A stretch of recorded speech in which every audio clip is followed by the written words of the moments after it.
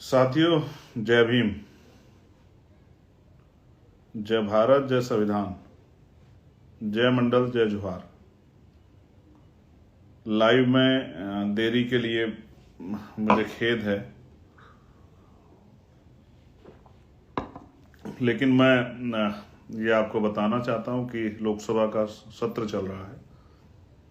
इस वजह से हाउस के चलने की वजह से मैं हाउस में ही था। मुझे अपनी बात रखनी थी, इस वजह से मुझे देरी हुई है। और मैं आप सबके लिए मंगल कामनाएं करता हूं, आप सबके लिए प्रार्थनाएं करता हूं कि आपके परिवार में सब अच्छा हो और आप स्वस्थ रहें, दीर्घायु हो। मुझे आज का मुझे बेसिकली लाइव कल करना था, लेकिन मुझे पता था कि आप सब लोग घरों तक नहीं पहुंचे हैं। आप लोग जो हैं रास्ते में हैं, कोई बस में है, कोई ट्रेन में है, कोई अपनी गाड़ी में है, कोई जो है किसी के साथ आया है। तो मुझे लगा कि अभी लाइव नहीं करना चाहिए, कल करेंगे जब सब लोग अपने अपने घर पहुंच जाएं तब। तो मैं पुनः आपको धन्यवाद और आभार आपका करता हूं और अपनी बात को शुरू करते हुए सभी समय समय पर जन्मे सभी संतों, गुरु और महान पुरुषों को नमन करता हूं। साथ साथ जिन रहबरों का, महापुरुषों का हमारे जीवन में योगदान है, जो सामाजिक परिवर्तन के अगर दूत रहे हैं, सामाजिक परिवर्तन के, जिन्होंने लंबे समय संघर्ष और सेवा की है, जिनके संघर्ष, त्याग, बलिदान और उनके मिशन के प्रति और कमजोर वर्गों के प्रति उनकी जो दृढ़ संकल्प था, जिसके कारण आज इतना बड़ा परिवर्तन हो पाया है। मैं औरों की तरफ भी देखता हूं, लेकिन जब अपनी तरफ देखता हूं तो महसूस करता हूं कि आज देश की सबसे बड़ी पंचायत लोकसभा में मेरे जैसा व्यक्ति, जो प्राइमरी स्कूल के हेडमास्टर का बेटा है, जिसकी आर्थिक स्थिति बहुत अच्छी नहीं है, या ये कहें कि जो बहुत पहुंच नहीं रखता, इसके पीछे कोई बहुत बड़ा विरासती नाम नहीं है कि उसके दादा, परदादा, माँ, पिता मुख्यमंत्री, प्रधानमंत्री, विधायक, सांसद रहे हों या मंत्री रहे हों, ऐसा कुछ भी नाम नहीं है। तो ये सब कुछ संभव हो पाया तो ये आप लोगों के संघर्ष से, और ये बाबा साहब अम्बेडकर का संविधान है, उसकी वजह से संभव हो पाया है। उसमें हमारे महापुरुषों का योगदान। तो मैं सभी महापुरुषों को भी याद करता हूँ। जब आप यहाँ से फ्री होंगे तो मेरे पार्लियामेंट में जो आज जो बयान मैंने दिया है उसको भी सुनिएगा। आपको एहसास होगा कि मैंने कुछ बातें जो कही हैं वो आप सबके लिए।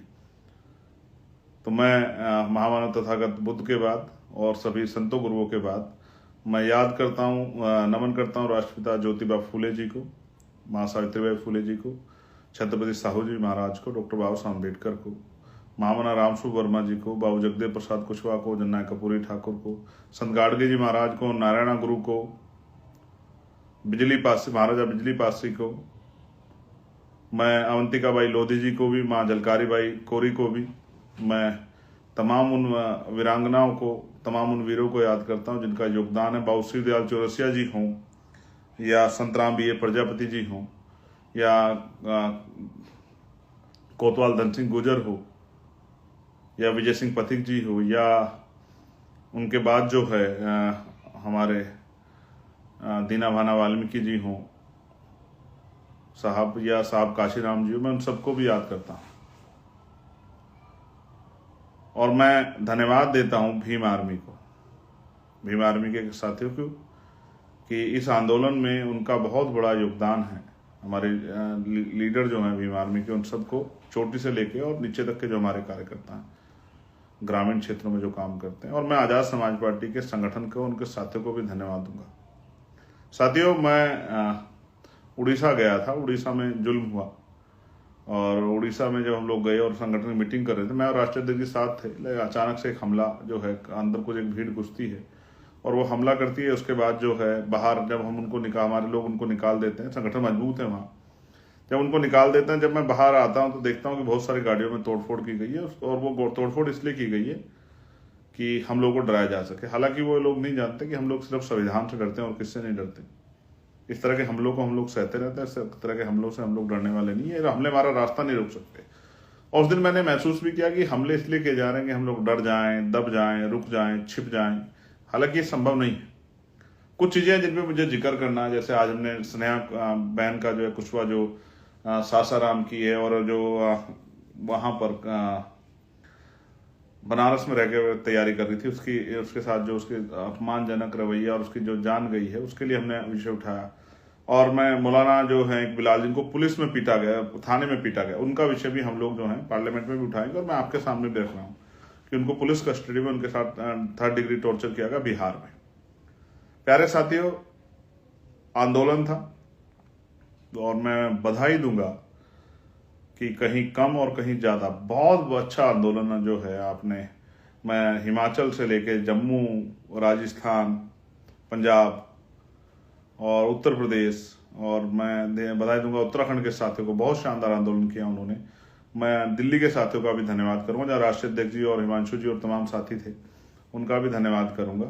फिर मैं अपने मध्य प्रदेश के साथियों का भी बहुत बहुत धन्यवाद करूंगा। सब लोगों ने अच्छा काम किया। और मैं झारखंड के साथियों का को भी दिल से बधाई दूंगा, उड़ीसा और अपना तेलंगाना, बिहार, सभी साथियों को जो है, मध्य प्रदेश के साथियों को मैं ऑलरेडी जिक्र कर चुका हूं, उन सबको धन्यवाद दूंगा। लेकिन यहां मैं एक बात स्पष्ट कर दूं, सबसे ज्यादा जो पहरेदारी की गई वो उत्तर प्रदेश में की गई। मैं महाराष्ट्र के साथियों का भी धन्यवाद करता हूं। मैं हर एक प्रदेश में जहां बीमारी में आजाद समाज पार्टी से सबका धन्यवाद कर रहा हूं एक बार में। तो सबसे बड़ी जो रोकथाम की गई वो उत्तर प्रदेश में की गई, क्योंकि उत्तर प्रदेश में आपकी शक्ति बढ़ रही। पहले जिन मामलों में मुकदमे नहीं दर्ज होते थे, उनमें मुकदमे दर्ज होते हैं, उनमें कार्रवाई होती है। और हालांकि ये हमारे लिए चिंता का सबब है, जिस तरह से यहाँ जातिगत हिंसा और धार्मिक जो अत्याचार, ये सब चीजें हो रही है, हमारे लिए चिंता का सबब है।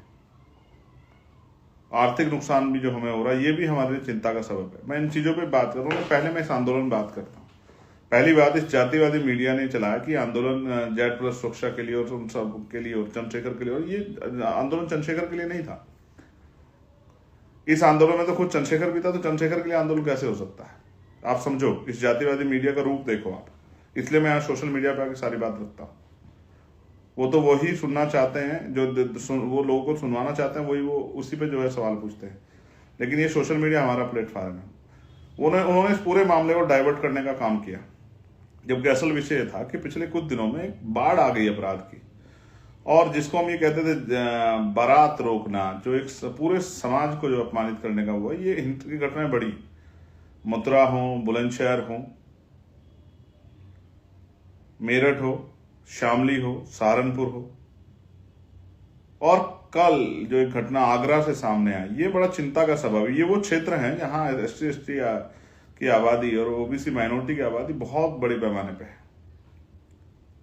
ये हम लोगों के लिए एक चैलेंज आ गया है, और ये दुश्मन ने इसलिए किया क्योंकि हमारी शक्ति बढ़ी है, तो हम पूरी ऊर्जा इन्हीं कामों पे लगाए, इसलिए भी उसने शायद ये करवाया जा रहा है जानबूझ के। पुलिस उनकी है, जुडिशरी में भी उनका हस्तक्षेप है, कोर्ट में भी जो है, मतलब एविडेंस वगैरह जब कलेक्ट होते हैं वहां भी जब पुलिस उनके कब्जे में है, उनके आधार पे काम कर रही है, तो ये सब चीज देखनी पड़ेगी। तो इसमें पुलिस को दोष नहीं दिया जा सकता। तो ये जो बाढ़ आई है, महिलाओं पे हिंसा की, लोगों की जमीन छीनने की, अब ये मैं समझता हूं अगर इसका हमने प्रतिकार नहीं किया, इसका विरोध नहीं किया, तो अंत में बहुत बड़ा खामियाजा भुगतना पड़ सकता है।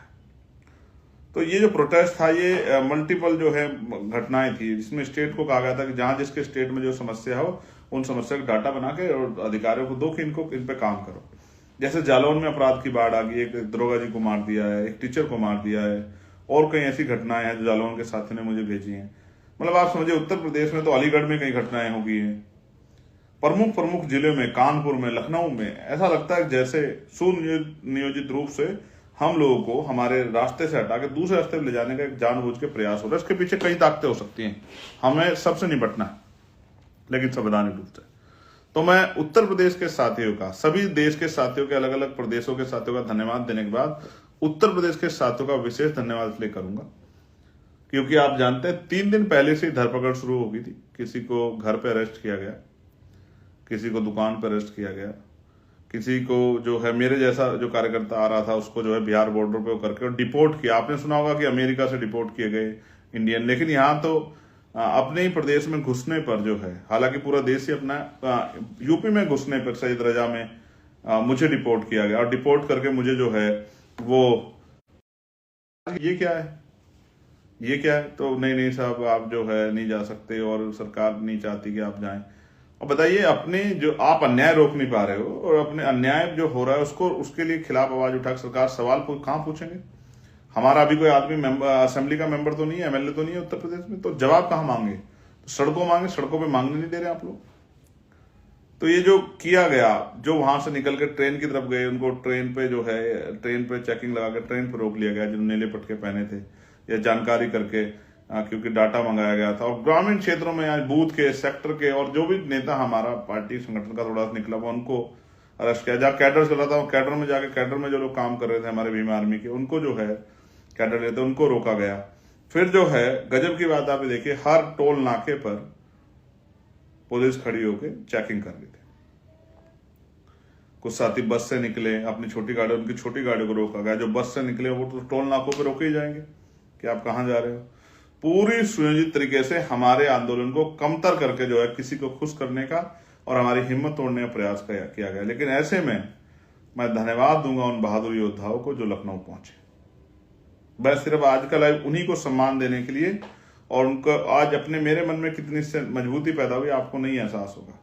आप हजारों की संख्या में, मुझे बताया गया कि परिवर्तन चौक पे तो कई हजार लोग थे, लेकिन पूरे लखनऊ में जो भी अपनी गाड़ी से आसपास से, जैसे हमने सोचा था कि ज्यादा लोग लखनऊ से बुलाए जाएंगे, लखनऊ आसपास से, तो बॉर्डर पे जिस तरह चेकिंग लगा के और बॉर्डर के बाहर हमारे साथियों को रोका गया, जिस तरह से मेट्रो जो की आवाजाही बंद की गई, जिस तरह से जो रूट जो है परिवर्तन किए गए, और जो घर, मतलब हर पुलिसकर्मी से लेकर एडमिनिस्ट्रेशन सब लोग जिसकी ताकत में लगे थे कि चंद्रशेखर आ जाए, आंदोलन सफल हो, हमारे प्रदेश के लीडर को रोका गया। ये सब तभी होता, अगर आप कमजोर होते तो आपको क्यों रोकते? अगर आप 10, 20, 50, 100, 200, 1000, 2000 लोग वाले, 5-4 हजार लोग वाले होते तो आप क्यों रोकते? वो भी जानते हैं कि आज आजाद समाज पार्टी भीम आर्मी की आवाज पे हजारों लोग जो है, लाखों लोग कहीं भी पहुंच सकते हैं, ये बात को वो जानते हैं। इसलिए उन्होंने पूरा जोर लगा के आपको रोकने का काम किया। लेकिन मैं आपको बधाई दूंगा, साथ साथ ये कहूंगा, एक चैलेंज बन गया, ये चैलेंज बन गया, इस चैलेंज को तोड़ना पड़ेगा। बहुत जल्द एक बड़ा आंदोलन जो है हमें लखनऊ में करना पड़ेगा। क्या तो सरकार इस अन्याय को रोके, क्या तो सरकार इस जो जुल्म हो रहा है दलितों पे, पिछड़ों पे, आदिवासियों पे, मुसलमानों पे, जैनों पे, सिखों पे, बौद्धिस्टों पे, ईसाइयों पे, क्या तो इसको रोके। और ये जो सरकार के जो संरक्षण में जो गुंडागर्दी हो रही है, इसको रोके, वरना इसके खिलाफ हमें फिर से एक बड़ा आंदोलन हम लोग करेंगे। और जो प्रदेश को ज्ञापन दिए गए जिन घटनाओं पर, अगर उन पर ठोस कार्रवाई नहीं हुई तो फिर से जो है माह रमजान खत्म हो जाएगा। उसके बाद, जैसे मैंने आज पार्लियामेंट में उनसे पूछा कि बताइए, धर्मनिरपेक्ष देश, अब ईद का त्यौहार आ रहा है तो आप क्या बजट दोगे, बताओ, पता लगना चाहिए ना।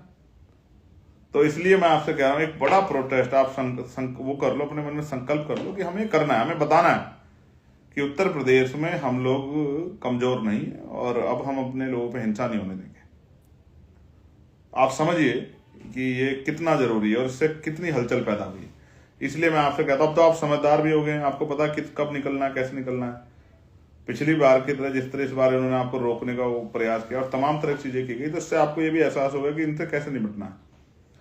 2 दिन पहले जाना है, 1 दिन पहले जाना है, बस से जाना है, अपना पटका बैग में रख के किस तरह से निकलना है, ये आपको समझना पड़ेगा।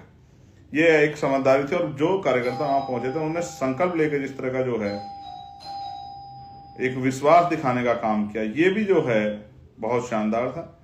मैं आप सबको बधाई देता हूं। और एक बहुत जल्द हम लोग कमर कसने एक बड़ा प्रदर्शन, जिसमें कम से कम 2 लाख लोग हम लोग जो है लखनऊ पहुंचे, एक बड़ा प्रदर्शन की तैयारी हम लोग अब जो है ये ईद के बाद हम लोग करेंगे। आप लोग कमर कस लें, मन संकल्प कर लें।